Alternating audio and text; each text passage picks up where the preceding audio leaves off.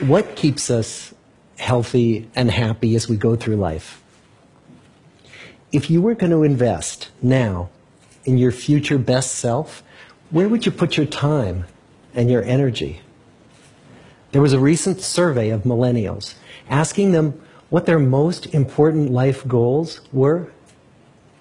And over 80% said that a major life goal for them was to get rich. And another 50% of those same young adults said that another major life goal was to become famous. And we're constantly told to lean into work, to push harder and achieve more. We're given the impression that these are the things that we need to go after in order to have a good life. Pictures of entire lives, of the choices that people make and how those choices work out for them, those pictures are almost impossible to get. Most of what we know about human life, we know from asking people to remember the past. And as we know, hindsight is anything but 20/20. We forget vast amounts of what happens to us in life, and sometimes memory is downright creative. But what if we could watch entire lives as they unfold through time? What if we could study people from the time that they were teenagers all the way into old age to see what really keeps people happy and healthy? We did that. The Harvard study of adult development may be the longest study of adult life that's ever been done. For 75 years, we've tracked the lives of 724 men. Year after year, asking about their work, their home lives, their health, and of course asking all along the way without knowing how their life stories were going to turn out. So what have we learned? What are the lessons that come from the tens of thousands of pages of information that we've generated on these lives? Well, the lessons aren't about wealth or fame or working harder and harder. The clearest message that we get from this 75-year study is this: good relationships keep us happier and healthier, period. We've learned three big lessons about relationships. The first is that social connections are really good for us and that loneliness kills.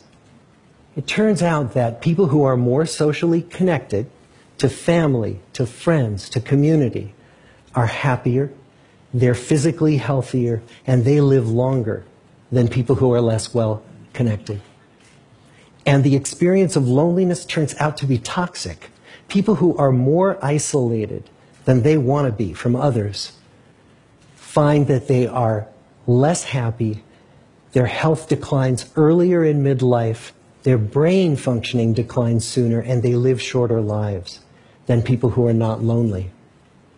And the sad fact is that at any given time, more than 1 in 5 Americans will report that they're lonely.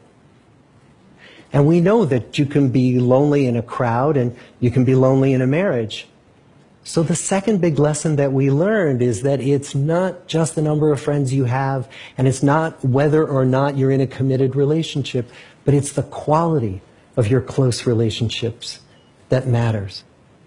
It turns out that living in the midst of conflict is really bad for our health. High conflict marriages, for example, without much affection, turn out to be very bad for our health, perhaps worse than getting divorced. And living in the midst of good, warm relationships is protective. Once we had followed our men all the way into their 80s, we wanted to look back at them at midlife and to see if we could predict who was going to grow into a happy, healthy octogenarian and who wasn't. And when we gathered together everything we knew about them at age 50, it wasn't their middle-aged cholesterol levels that predicted how they were going to grow old. It was how satisfied they were in their relationships. The people who were the most satisfied in their relationships at age 50 were the healthiest at age 80. And good, close relationships seem to buffer us from some of the slings and arrows of getting old. Our most happily partnered men and women reported in their 80s that on the days when they had more physical pain, their moods stayed just as happy. But the people who were in unhappy relationships, on the days when they reported more physical pain, it was magnified by more emotional pain. And the third big lesson that we learn about relationships and our health is that good relationships don't just protect our bodies, they protect our brains. It turns out that being in a securely attached relationship to another person in your 80s is protective. That the people who are in relationships where they really feel they can count on the other person in times of need, those people's memories stay sharper longer. And the people in relationships where they feel they really can't count on the other one, those are the people who experience earlier memory decline. And those good relationships, they don't have to be smooth all the time. Some of our octogenarian couples could bicker with each other day in and day out. But as long as they felt that they could really count on the other when the going got tough, those arguments didn't take a toll on their memories. So, this message that good, close relationships are good for our health and well-being, this is wisdom that's as old as the hills. Why is this so hard to get and so easy to ignore? Well, we're human. What we'd really like is a quick fix, something we can get that'll make our lives good and keep them that way. Relationships are messy and they're complicated, and the hard work of tending to family and friends, that's not sexy or glamorous. It's also lifelong. It never ends. The people in our 75-year study who were the happiest in retirement were the people who had actively worked to replace workmates with new playmates. Just like the millennials in that recent survey, many of our men, when they were starting out as young adults, really believed that fame and wealth and high achievement were what they needed to go after to have a good life. But over and over these 75 years, our study has shown that the people who fared the best were the people who leaned into relationships with family, with friends, with community. So what about you? Let's say you're 25, or you're 40, or you're 60. What might leaning into relationships even look like?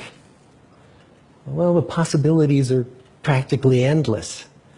It might be something as simple as replacing screen time with people time, or livening up a stale relationship by doing something new together, long walks or date nights, or reaching out to that family member who you haven't spoken to in years, because those all too common family feuds take a terrible toll on the people who hold the grudges. I'd like to close with a quote from Mark Twain. More than a century ago, he was looking back on his life, and he wrote this: "There isn't time, so brief is life, for bickerings, apologies, heartburnings, callings to account. There is only time for loving, and but an instant, so to speak, for that." The good life is built with good relationships. Thank you.